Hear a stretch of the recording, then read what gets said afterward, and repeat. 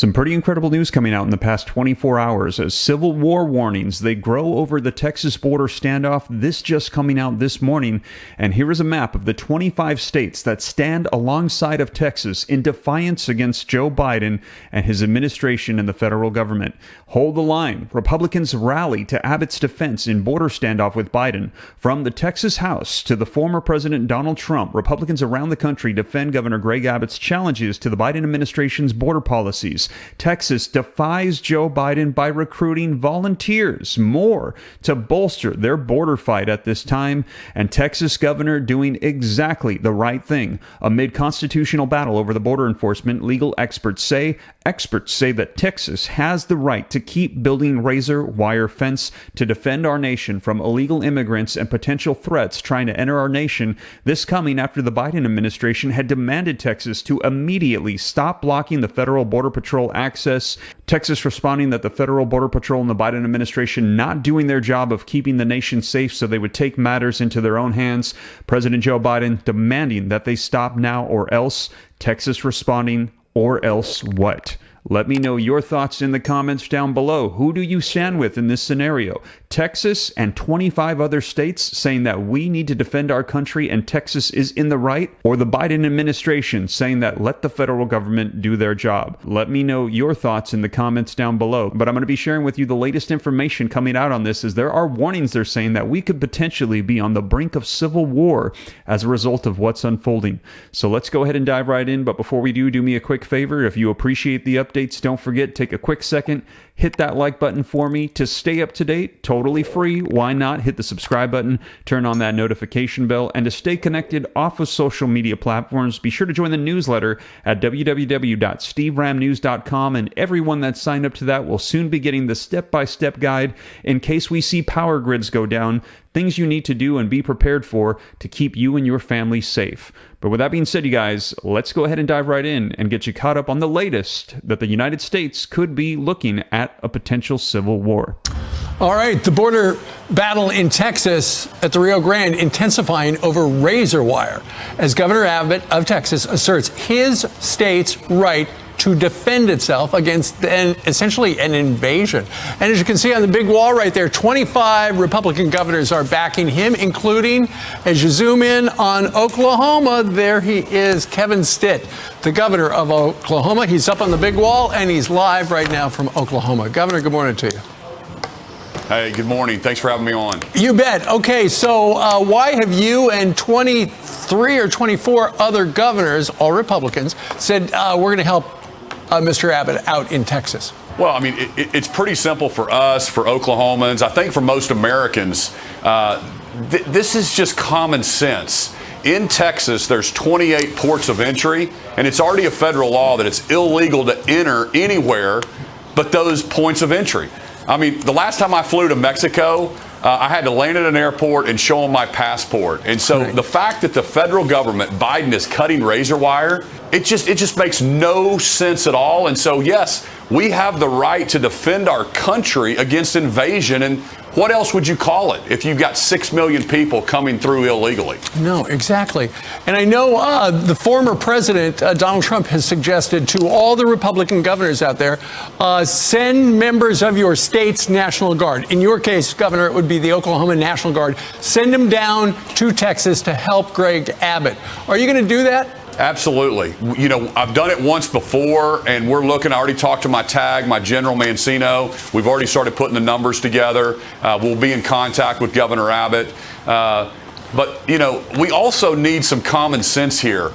What is the Biden administration doing? Why would they talk about federalizing the Texas Guard? Why are they directing Border Patrol? The American people need to ask themselves, why are they directing the Border Patrol to cut razor wire? This makes no sense. This is beyond politics. I just don't understand what's happening. Right. You know what? You just touched on an important point. I'm going to bring that up. There are a number of Democrats who are calling on President Biden. You know what you need to do? You need, as you just mentioned, you need to federalize the Texas National Guard. What that means is then no longer is Greg Abbott their boss. They are working for the commander in chief, Mr. Biden. Here's have you thought this through? If you send your Oklahoma National Guard down there and a bunch of other states send them down there, all Joe Biden has to do is federalize all of them. Next thing you know, they are doing essentially support work for the Border Patrol, who are down there right now just trying to process the invasion of migrants. Your National Guard could be working for Joe Biden. Yeah. Well, here's the deal. I've been on the border. I've talked to the border agents. Even the border agents themselves are scratching their head. But these are good Americans, and they're trying to obey their boss. But they don't agree with that policy either. And of course, the National Guard soldiers, they're Texans and they're Oklahomans and they're Tennessee folks. And these are just Americans, and they don't like what's going on. So you would really be putting our soldiers in a tough situation to protect their states just to appease some administration that has a political agenda. That's the only possible explanation, is they're wanting to nationalize and get a bunch of voters in that they think is going to swing elections. That's the only logical explanation, and it's absolutely illogical to think that we have leaders that are more focused on the next election instead of doing what's right for America. And here's a map of all the states that are supporting Texas in this battle, and the list includes Alabama, Alaska, Arkansas, Florida, Georgia, Idaho, Indiana, Iowa, Louisiana, Mississippi, Missouri, Montana, Nebraska, Nevada, New Hampshire, North Dakota, Ohio, Oklahoma, South Carolina, South Dakota, Tennessee, Utah, Virginia, West Virginia, and Wyoming. Now, Vermont Governor Phil Scott is the only Republican governor who did not sign onto the statement to support Governor Greg Abbott. And here's a look at one of the articles that came out from Newsweek regarding this Civil War warning that came out today. This is linked in the description below, and it says the conflict between the Biden administration and the Texas Governor Greg Abbott over the southern border has sparked some concerns about civil war. Tensions between the politicians escalated this week after the U.S. Supreme Court ruled in favor of Biden's decision to require Texas to remove razor wire and other barriers constructed along the border to curb immigration. The federal government raised environmental and humanitarian concerns about the deterrent. Abbott defies the ruling in multiple statements, including in a post on X, formerly Twitter, that read, "This is not over. Texas razor wire is an effective deterrent to the illegal crossings that Biden encourages. I will continue to defend Texas's constitutional authority to secure the border and prevent the Biden administration from destroying our property." Meanwhile, some Democrats, including Texas Representative Joaquin Castro, have urged Biden to federalize Texas National Guard to stop Abbott from defying the ruling. Now, writing on X, some commentators have raised the possibility of a civil war. Newsweek contacted representatives for Abbott and Biden by email to comment on this story. Internet personalities Terrence Williams told his 1.7 million followers, "Civil war is coming soon." "You're trying to start a civil war," Williams told the president in a video posted online. "You got everybody in the state of Texas all bent up." Conservative commentator Carmine Sabia agreed, writing on X that Joe Biden is about to start a civil war over the treasonous handling of the border. YouTube streamer Tim Pool said on a stream that it looks like a Fort Sumter-esque type scenario, referencing the first battle of the Civil War.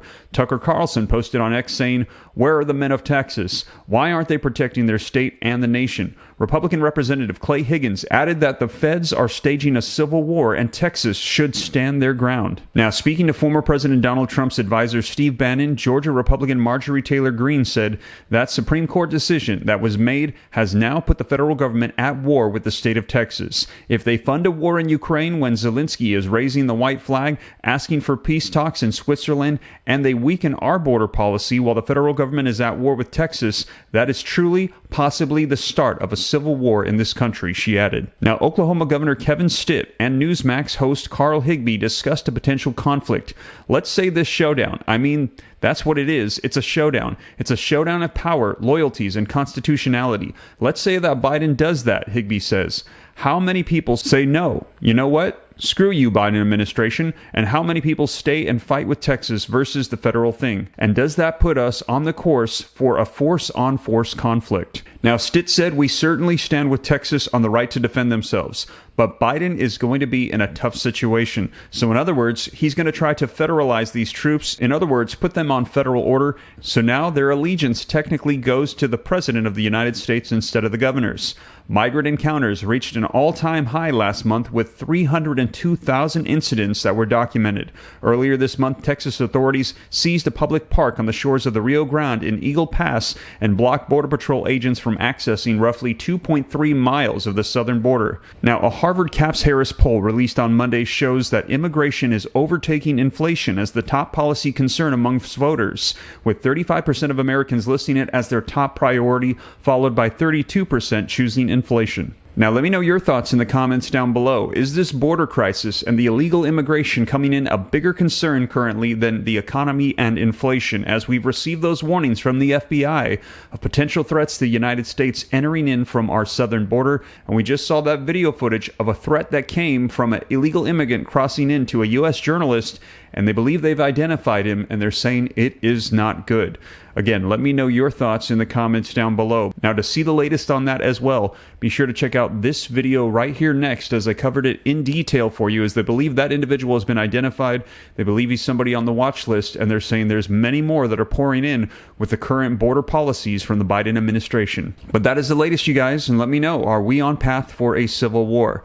But as more comes out, I'll be sure to keep you guys up to date here on the channel. But with that being said, thanks again for joining me. I'll catch you in the next one. Take care. God bless. This is Steve.